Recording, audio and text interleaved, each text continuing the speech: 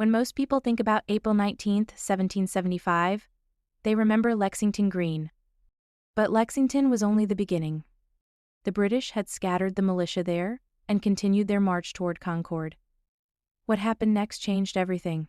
At Concord, Colonial militia would regroup, organize, and fight back.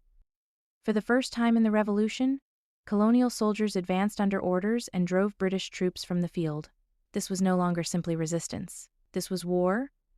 Lieutenant Colonel Francis Smith commanded roughly 700 British regulars. Their orders were straightforward: travel to Concord, locate military stores collected by the Massachusetts Provincial Congress, destroy weapons, powder, cannon, ammunition, and supplies.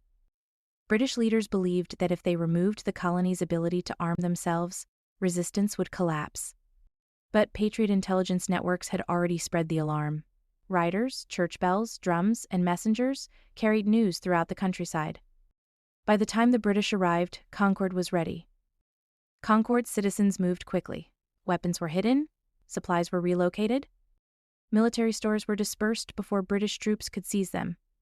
Local militia companies gathered outside town and watched the British movements carefully.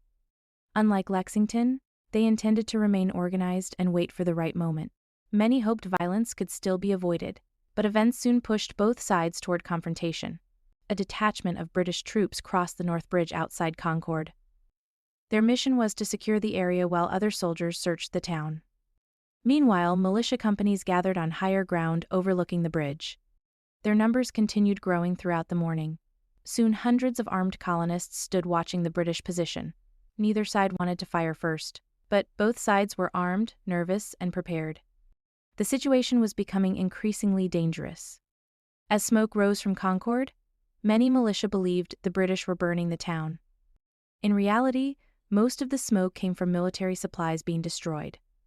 Still, colonial leaders decided they could no longer remain passive. Major John Buttrick ordered the militia forward. The command was simple: advance to the bridge. For many historians, this moment is incredibly important. At Lexington, militia had largely stood their ground. At Concord, they moved forward under military orders. This was an organized military action. As the militia approached, confusion erupted. A shot rang out. No one knows with certainty who fired first. British soldiers fired volleys. The militia returned fire. Several British soldiers fell. Others were wounded. The British position quickly became untenable. The troops withdrew across the bridge and retreated toward Concord. This clash inspired the famous phrase later popularized by Ralph Waldo Emerson: "The shot heard round the world." The American Revolution had entered a new phase. Decades later, Concord native and writer Ralph Waldo Emerson would memorialize the battle. His poem, Concord Hymn, contains one of the most famous lines in American history: "The shot heard round the world." Emerson transformed a local battle into a symbol of liberty and resistance.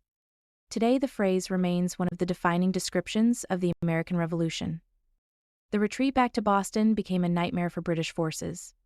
Militia units poured into the area from surrounding towns. Instead of fighting in open fields, they used the New England landscape: stone walls, trees, houses, fences. Every mile became a battlefield. The British column was under near constant attack. The militia were not professional soldiers, but they knew the terrain. They understood every road, hill, stream, and field. Rather than stand shoulder to shoulder in traditional European formations, they used cover whenever possible. This style of fighting frustrated British commanders. The retreat became increasingly chaotic. Every town seemed to produce more armed men. Every mile brought new danger. British losses mounted throughout the day. Without reinforcements sent from Boston, the retreating force might have been destroyed. Exhausted soldiers struggled to maintain formation. Officers fought desperately to keep the column moving. By the time the British reached safety near Boston, they had suffered severe casualties. The day's event shocked British leaders. They had expected a police action.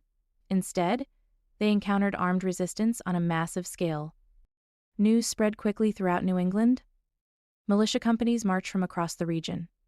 Men arrived from Massachusetts, New Hampshire, Connecticut, Rhode Island. Within days, thousands of armed colonists surrounded Boston. The British Army found itself trapped inside the city. What had begun as a supply raid had become a siege. As the sun set on April 19, 1775, the situation had completely changed. The British still occupied Boston, but New England controlled the surrounding countryside. Militia forces blocked major routes in and out of the city. The first day of the American Revolution had ended.